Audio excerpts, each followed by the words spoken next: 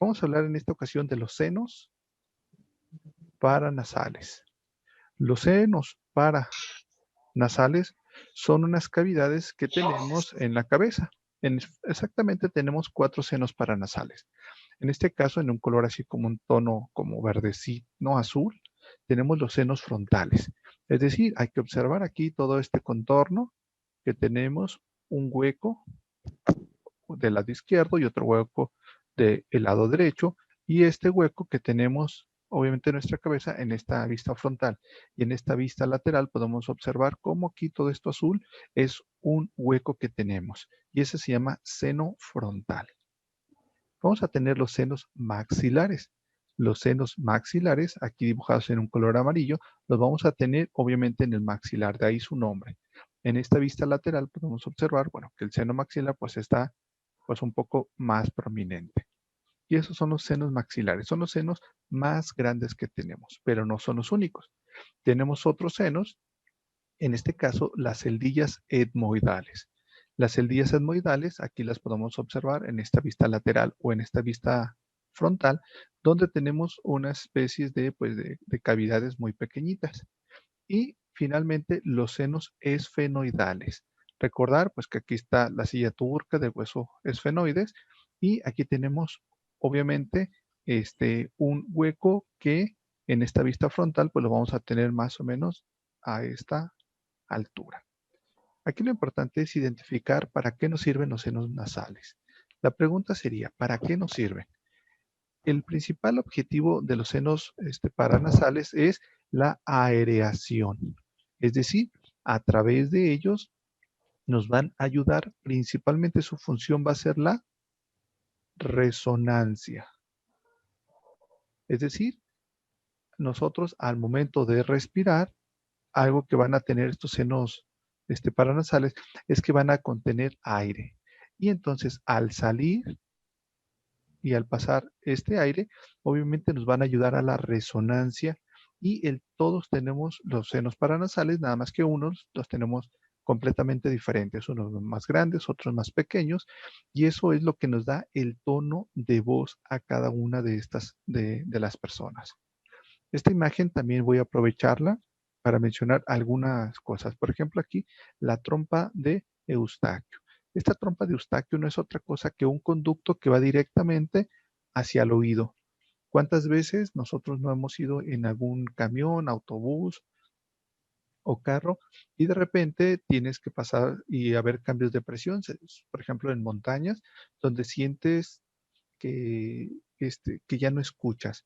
Y eso es porque esta trompa de Eustaquio usualmente tiende a edematizarse y se cierra.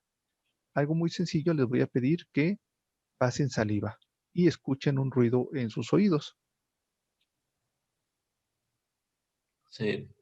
¿Ok? Entonces, ese sonido que ustedes sienten después de pasar saliva, esto es porque hay un movimiento de la trompa de Eustaquio que está en contacto, obviamente, con los dos oídos o los dos conductos, y entonces por eso sentimos ese cambio de presión en la membrana timpánica.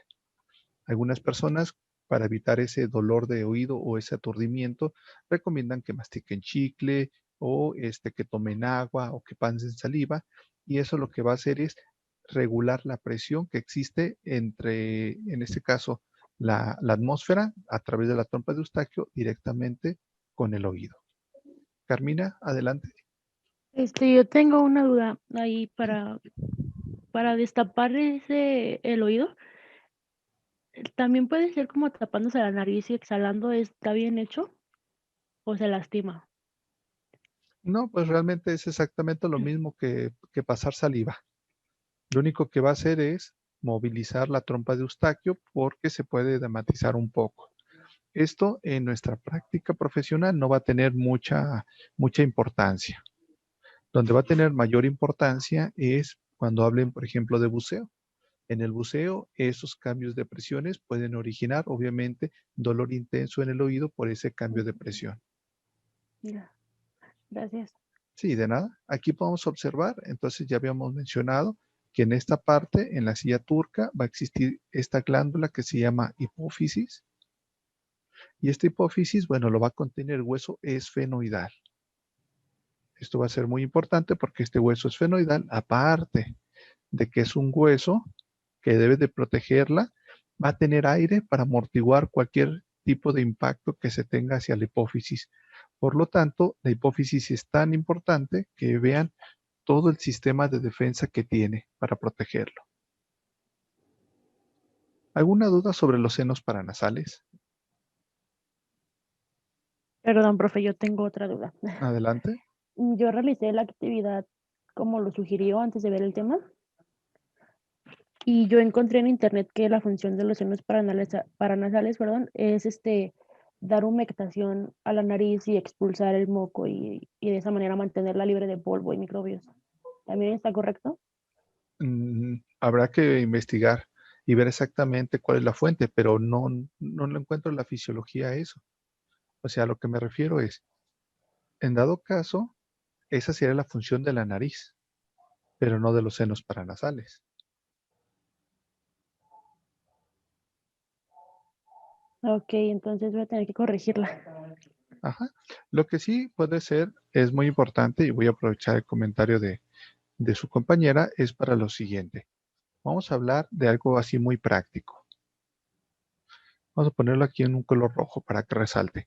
Obviamente la nariz, una de sus funciones es producir moco para que todas las partículas, vamos a poner partículas moradas, así todas las partículas que están en el exterior al momento de ingresar, pues se peguen obviamente a este moco e impidan que no pasen obviamente hacia la vía respiratoria, es decir, hacia los pulmones. Esa es la función de toda la vía aérea superior, principalmente la nariz.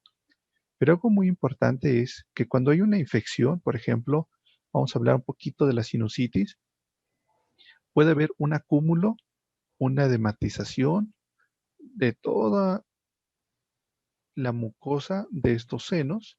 Aquí estoy dibujando pues los que tenemos aquí a la mano, pero va a ocurrir en todos los senos.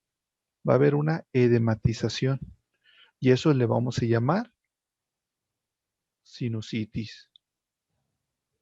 Y a esta sinusitis obviamente va a haber crecimiento de bacterias, porque como se tapa, pues obviamente hay crecimiento de esta bacteria. Eso Yo podría tengo eso, explicar, maestro. ¿ok?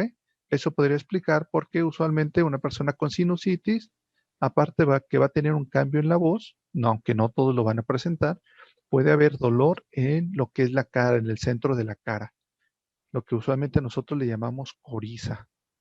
La coriza no es otra cosa que una incomodidad, dolor, sensación que va a ocurrir en el centro de la cara. Y usualmente les duele toda esta zona. Obviamente todas las personas son diferentes y va a haber diferentes grados. Y eso es a lo que le llamamos coriza. En otras palabras, cuando tienes gripe, usualmente todo este centro de la cara es donde se va a ver afectado y va a tender a doler.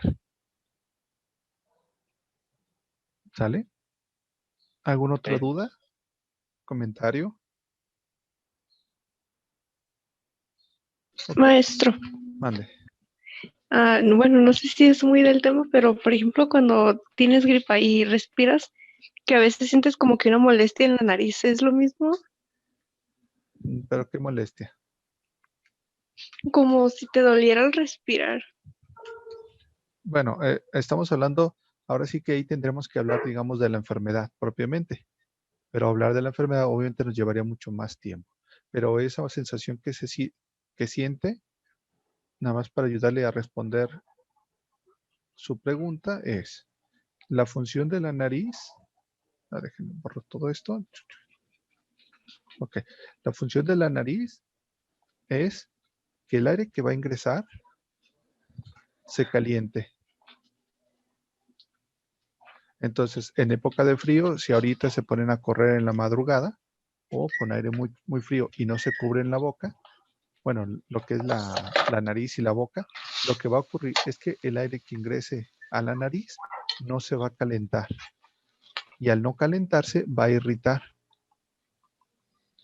pero va a irritar por el aire frío, porque lo estás haciendo, estás respirando tan rápido que se está irritando. Pero aunque todo está relacionado, pues no tendría mucho que ver con los senos.